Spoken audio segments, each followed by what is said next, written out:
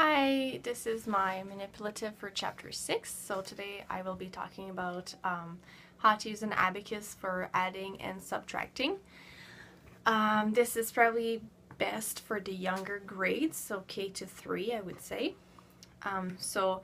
You can use the abacus for the basic one-to-one counting concept, and once the children have understood that concept, which you would do by asking them to move one bead at a time to represent the one-to-one correspondence, you can start introducing the concept of adding.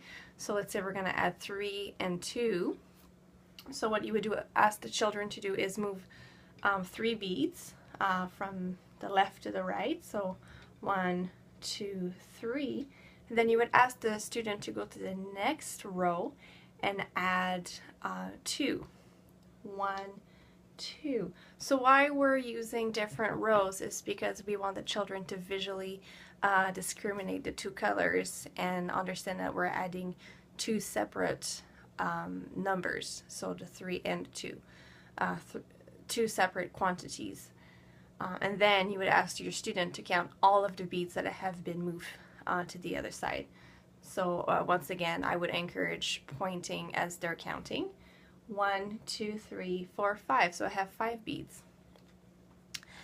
When it comes to subtracting, and for adding, it doesn't matter if you put the highest number on top or bottom.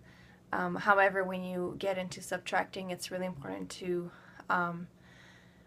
encourage the student to have the highest number first, so that they get into the habit of writing the highest number.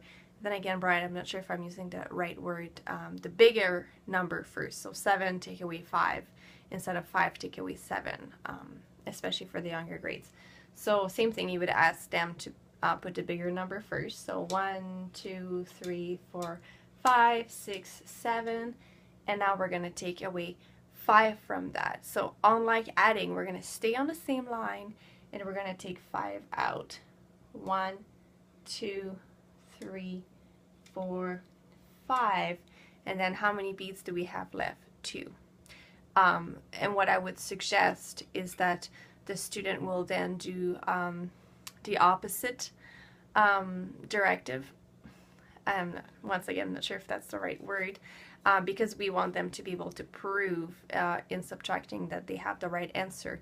So if we do 2 and add 5, which is what we took away, 1, 2, 3, 4, 5, we're going to count all of our beads and make sure this adds up to the bigger number that we had at first, which was 7.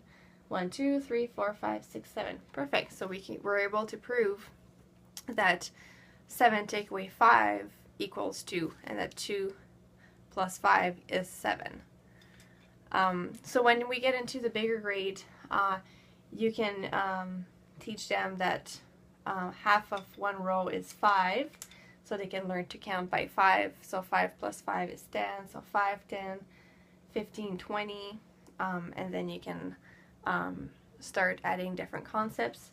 You can also do 10, 20, 30, 40, 50, 60, and once again build on to bigger additions. Yeah, abacus.